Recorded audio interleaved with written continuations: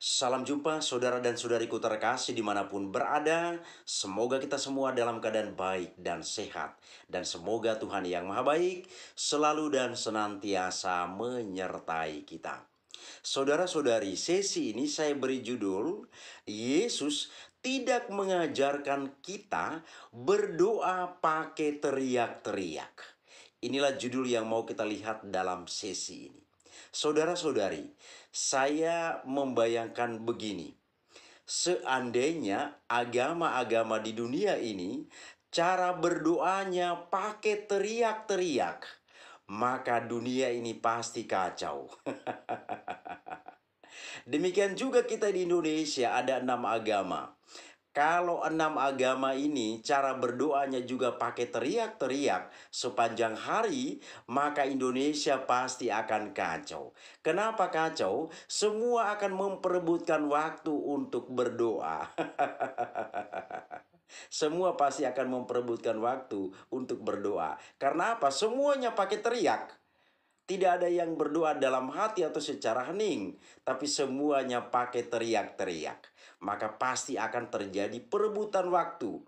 Maka barangkali kasus sering terjadi karena orang berebut waktu soal berdoa. Ini yang barangkali akan terjadi. Dan mungkin Indonesia akan menambahkan satu menteri baru, yaitu Menteri Pembagian Waktu Berdoa. Saudara dan saudariku terkasih, sesi ini saya mengajak kita untuk melihat bagaimana ajaran Yesus sesungguhnya tentang para pengikutnya kalau berdoa. Maka di sini saya mengutip Injil Matius bab 6 ayat 6. Apa kata Yesus? Kalau kamu mau berdoa, masuklah ke dalam kamarmu, tutuplah pintu dan berdoalah. Maka Bapamu yang berada di tempat yang tersembunyi akan membalasnya kepadamu. Ajaran ini saudara-saudari sungguh luar biasa indah. Yesus mengajarkan kepada kita kalau berdoa, kita masuk ke dalam kamar, tutup pintu dan berdoa.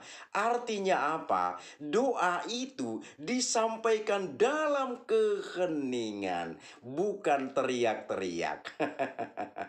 Yesus tidak mengajarkan kita untuk teriak-teriak dalam berdoa, tapi berdoa di dalam keheningan.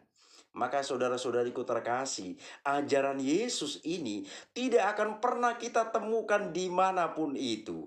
Ajaran yang sungguh indah bagaimana orang Kristen atau para pengikut Yesus itu berdoa.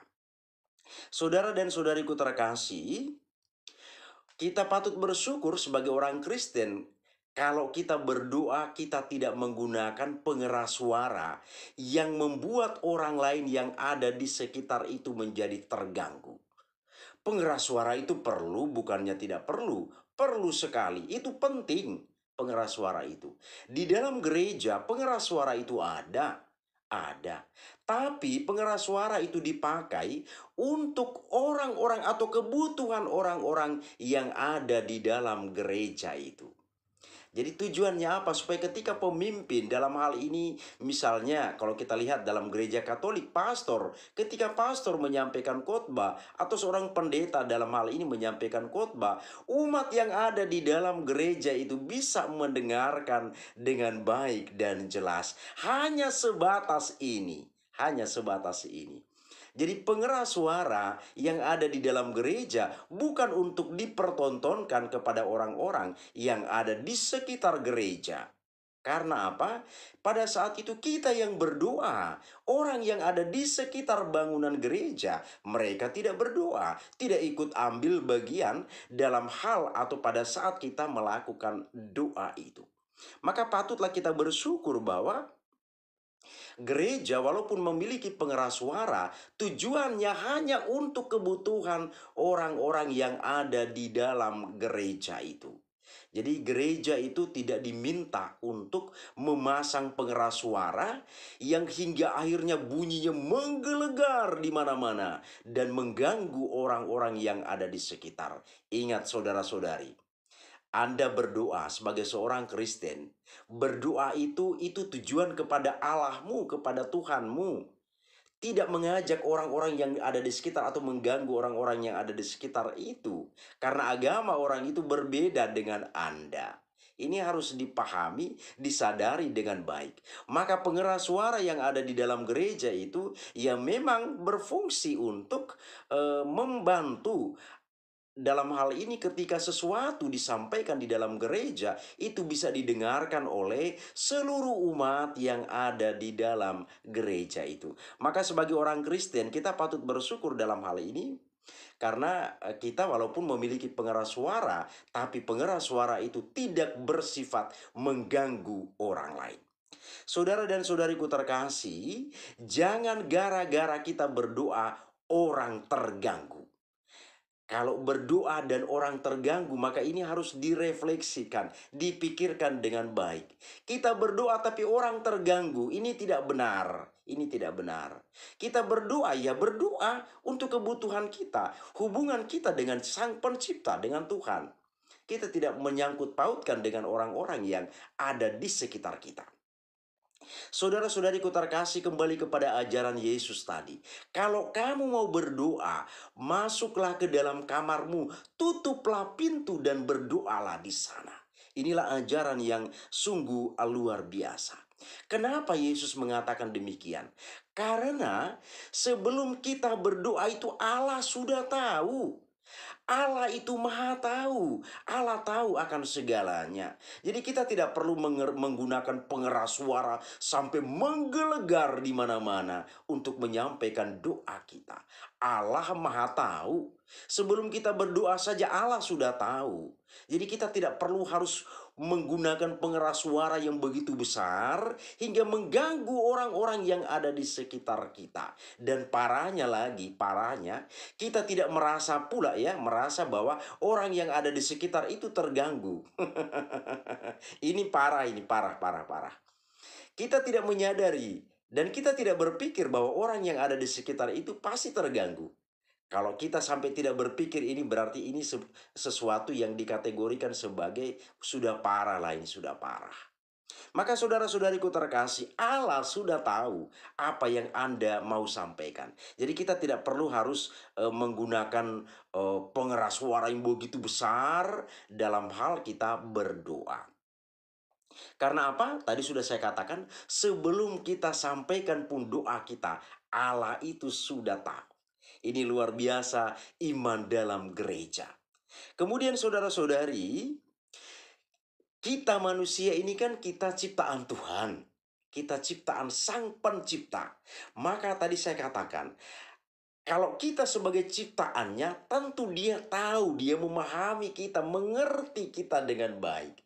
Maka tadi saya katakan kalau berdoa, ya pengeras suara itu sekedarnya, seadanya untuk membantu kelancaran di dalam gereja itu. Bukan untuk dipertontonkan.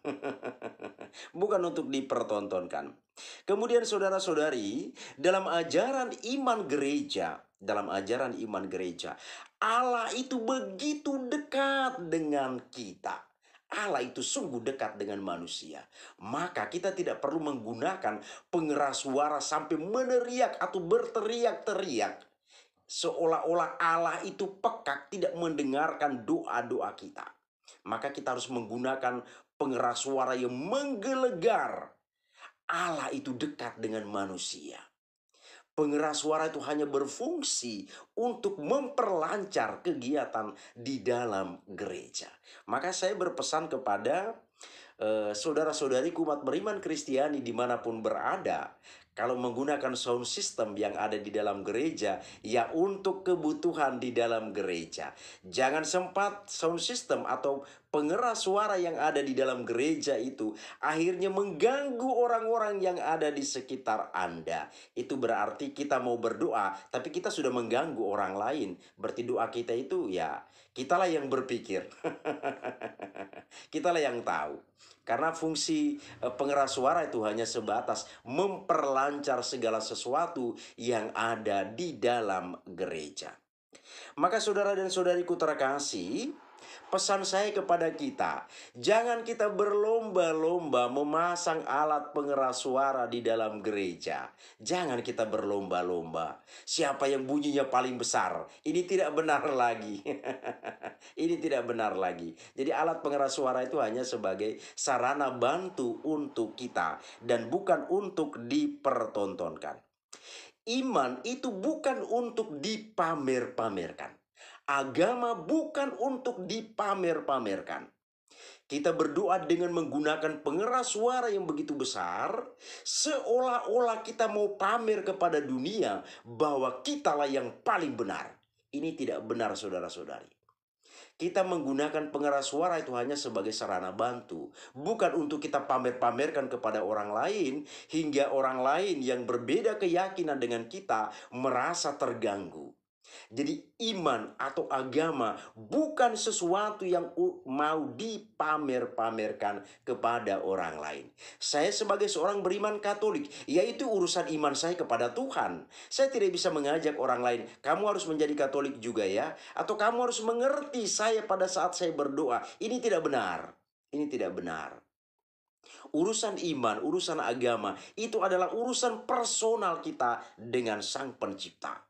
Jangan gara-gara urusan iman yang bersifat personal itu akhirnya mengganggu orang-orang yang ada di sekitar kita. Dan seperti saya katakan tadi, parahnya adalah kita sendiri tidak mengerti dan tidak tahu, bahkan tidak sadar bahwa orang di sekitar kita itu sudah terganggu. Dan lebih parahnya lagi, kita tidak mau tahu bahwa orang yang ada di sekitar kita sudah terganggu. Maka saudara-saudari umat beriman Kristiani dimanapun berada, jangan kita berlomba-lomba memasang alat pengeras suara di gereja kita. Cukup alat pengeras suara itu sebagai sarana bantu, sekedarnya apa adanya, hanya untuk memperlancar kegiatan peribadatan di dalam gereja. Jadi pengeras suara itu bukan dipasang di luar gereja dan diarahkan kemana-mana supaya orang tahu bahwa Anda sedang berdoa. Ini tidak benar. Yesus tidak mengajarkan kepada kita demikian. Bahkan dalam Injil Matius bab 6 ayat 6, Yesus mengatakan, kalau Anda mau berdoa, masuklah ke dalam kamar, tutuplah pintu dan berdoalah. Bapamu yang tersembunyi itu akan membalasnya kepadamu. Karena apa? Allah itu sungguh dekat dengan manusia. Allah tidak pekak, tidak perlu kita berteriak-teriak. Sebelum kita berdoa saja, Allah sudah tahu apa yang ada di dalam hati Anda sekalian. Demikianlah saudara-saudariku terkasih, judul Yesus tidak mengajarkan kita berdoa berteriak-teriak atau pakai teriak-teriak. Semoga bermanfaat bagi kita. Terima kasih, Tuhan memberkati.